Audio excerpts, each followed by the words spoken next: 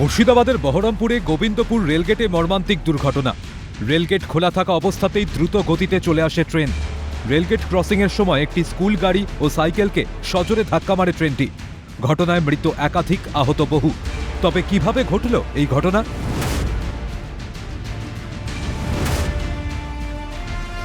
উঠছে একাধিক প্রশ্ন। ঘটনায় রেলের দাবি সিগন্যালিং ব্যবস্থায় কোনো গন্ডগোল ছিল না, সিগন্যাল মেনেই এসেছিল ট্রেনটি। রেলের প্রাথমিক ধারণা গেটম্যান এবং সুপারভাইজারের গাফিলতির কারণেই দুর্ঘটনাটি ঘটেছে। স্থানীয়দের অভিযোগ গেটম্যান মদ্যপ অবস্থায় ছিল। আর দ্বিতীয়ত রেল গেটম্যান যে ছিল সেও নেশাগ্রস্ত ভাবে ছিল এবং সিভিল ড্রেসে ছিল, যে একদম রেলগেট কেউ বলতে পারবে না। ঘটনার পরেই গেটম্যানকে ঘিরে বিক্ষোভ দেখায় স্থানীয় বাসিন্দারা। পরিস্থিতি সামাল দেয় পুলিশ।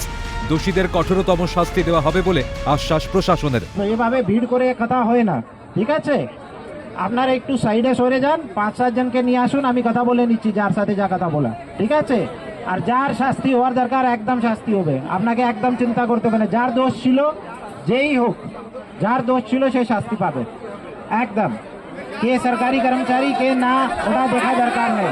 ঘটনার পরেই ওই গেটম্যানকে আটক করে বহরমপুর থানার পুলিশ। জিজ্ঞাসাবাদের পর তাকে গ্রেফতার করা হয় বলে সূত্রে খবর।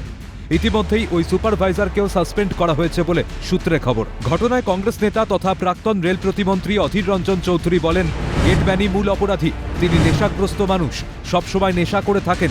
এদিনও মদ্যপ অবস্থায় কোনো সতর্কতা অবলম্বন না করেই গেট খুলে দেন। সে কারণেই এই পরিণতি। এখানকার যে গেটম্যান সে হচ্ছে মূল অপরাধী। সে নিজে একটা চুল্লুখোর, ঠিক আছে? চুল্লু খেয়ে থাকে। এখানটায় সে কিছু সতর্কতা অবলম্বন না করে সে রেল গেটটা খুলে দিয়েছে। রেল গেট খুলে দেওয়া মানে এটা লেভেল ক্রসিং, এটা যদিও ম্যান লেভেল ক্রসিং, এখানে কর্মচারী আছে। সে রেল গেটটা খুলে দিয়েছে, কর্তব্য তা পালন করেনি। আর ততক্ষণে বাচ্চাদের নিয়ে, স্কুলের বাচ্চাদের নিয়ে যাচ্ছে গাড়ি। এই ভয়াবহ ঘটনা ঘটল। ঘটনায় পূর্ববর্তী সরকারকে তো পুরো নগরোন্নয়ন মন্ত্রী অগ্নিমিত্রা পালের। তিনি বলেন, বাইরের দেশগুলোতে রেল লাইনের ওপর দিয়ে লোক যায় না, রেল লাইনের ওপর দিয়ে রেল ওভারব্রিজে যাতায়াত করে। রেল মন্ত্রকের তরফ থেকে ওভারব্রিজ বানানোর কথা বলা হয়েছিল, তবে আগের সরকার করতে দেয়নি। যদি তখন তৃণমূল সরকার জমি দিত ওভারব্রিজের জন্য, তাহলে এই ঘটনা ঘটত না। গেটম্যানের গাফিলতিটা তো পরে, তার আগে বারবার করে রেল মন্ত্রক থেকে যে বলা হয়েছিল আরবি বানিয়ে দেবে, সেই রেল ওভারব্রিজ যদি আজকে আগের সরকার বানিয়ে দিত, যদি জমিটা দিত, সামান্য জমিই লাগতো, তাহলে এই ঘটনাগুলো হতো না।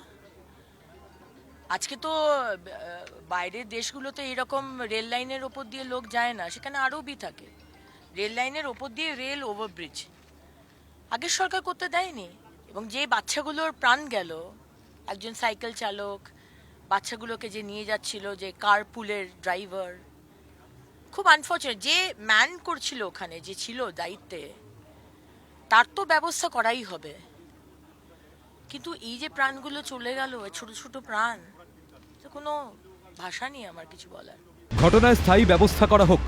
আরও গুরুত্ব দিয়ে রেলগেটের ব্যাপারে ব্যবস্থা নিক সরকার, যাতে এই ধরনের ঘটনা দ্বিতীয়বার না ঘটে, দাবি স্থানীয় বাসিন্দাদের।